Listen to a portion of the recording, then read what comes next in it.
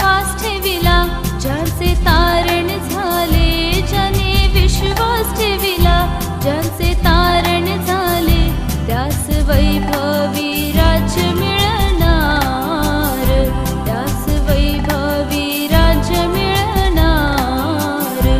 येशू येणार, लवकर येणार, येशू येणार, लवकर येणार. ऊर्ध्वलोकी